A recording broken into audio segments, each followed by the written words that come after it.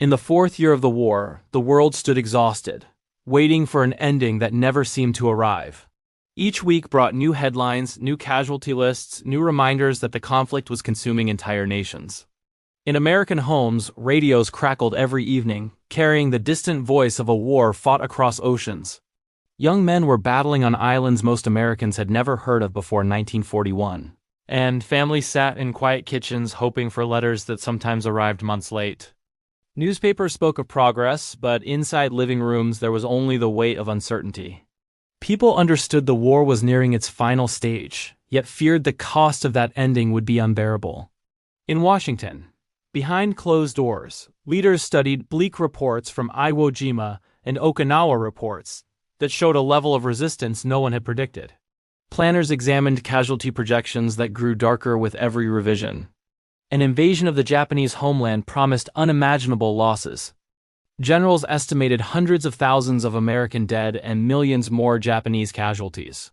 It was a grim arithmetic, one that pushed every conversation into the same difficult conclusion: the war might continue deep into 1946, perhaps even longer.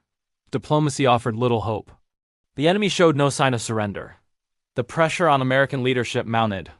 Yet far from the public eye, in remote deserts and hidden laboratories, a different effort was reaching its end.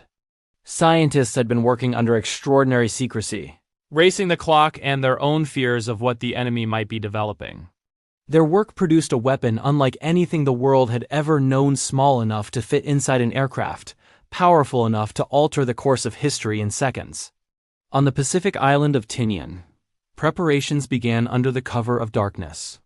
The airfield was alive with activity, lit by harsh floodlights that cast long, sharp shadows across the ground. Mechanics moved around a massive B-29 superfortress, its polished aluminum skin reflecting the lights in cold, merciless flashes.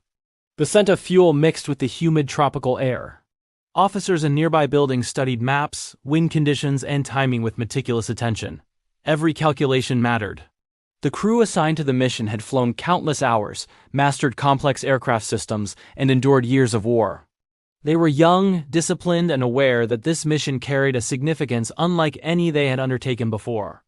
Yet most of them still didn't know what lay inside the bomb bay. Only a few specialists understood the magnitude of the weapon secured below the aircraft's aluminum frame. As dawn approached, the sky slowly brightened, shifting from black to deep blue.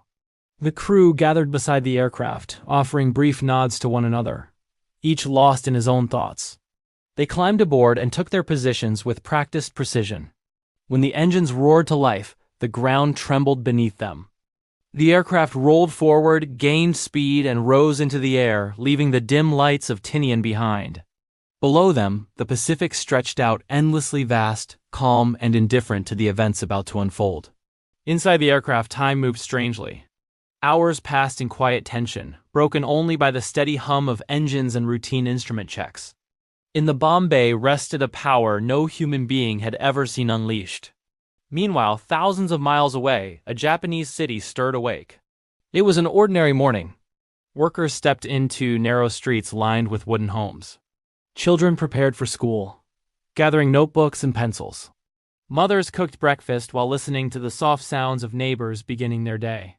Shopkeepers lifted their shutters, setting out familiar items just as they had for decades. Life moved with the unhurried rhythm of another peaceful morning.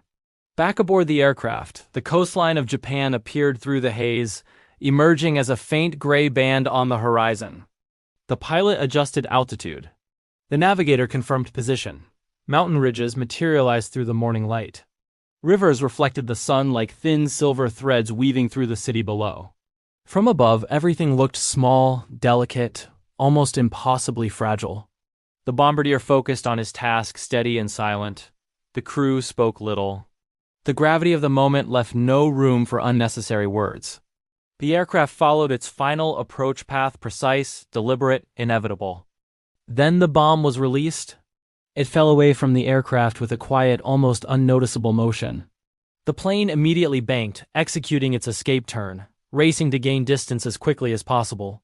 For a few seconds, nothing happened. Time seemed suspended. And then, in a flash brighter than the sun itself, the world changed. A sphere of blinding light erupted across the sky. The blast expanded outward with unimaginable force, flattening buildings, uprooting trees, and tearing through streets in every direction. Fire surged upward, creating a towering cloud that climbed into the atmosphere. The shockwave rolled across the city, leaving devastation in its wake. On the ground, survivors stumbled through ruins that moments earlier had been neighborhoods, markets, and homes. Some called out for family members who would never respond. Others stood in stunned silence, unable to comprehend the scale of what surrounded them. Entire districts had been erased in less than a minute. In the aircraft miles away, the crew watched a massive column of smoke rising into the sky. Many were silent, unable to find words for what they had witnessed. Their mission was complete, yet no one on board could fully grasp the enormity of the moment. The long flight home unfolded in reflective quiet.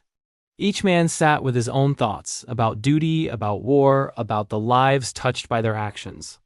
By the time they reached Tinian, the world had already begun to change. In the United States, news of the mission spread across headlines and radio broadcasts.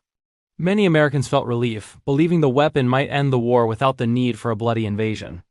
Others reacted with shock, sensing that a new and dangerous chapter in human history had begun. The nation understood that warfare would never be the same. The crew returned home to recognition and gratitude, yet many carried private burdens. Some felt they had fulfilled a necessary duty. Others wrestled with the moral weight of what they had been part of. Decades later, their interviews revealed the complexity of their emotions: pride, sorrow, conviction, and reflection. Historians have debated the mission for generations. Some argue it prevented catastrophic losses on both sides. Others believe diplomatic alternatives might eventually have emerged. Yet all agree that the consequences were unparalleled, ushering the world into an era defined by nuclear power, global tension, and fragile diplomacy. For many Americans over 40, the story is not distant history. It is part of family memory: parents and grandparents who fought in the Pacific, who lived through rationing, who listened to wartime broadcasts and hoped for peace. Photographs preserved in albums show faces young and determined, letters written from distant ships, medals awarded for sacrifices few today can fully imagine. The story of that day is not simple, and it cannot be reduced to neat conclusions. It forces us to confront the cost of war, the weight of leadership, and the immense responsibility that comes with technological power. It shows us how a single decision made in the shadow of an unforgiving conflict can reshape the course of nations.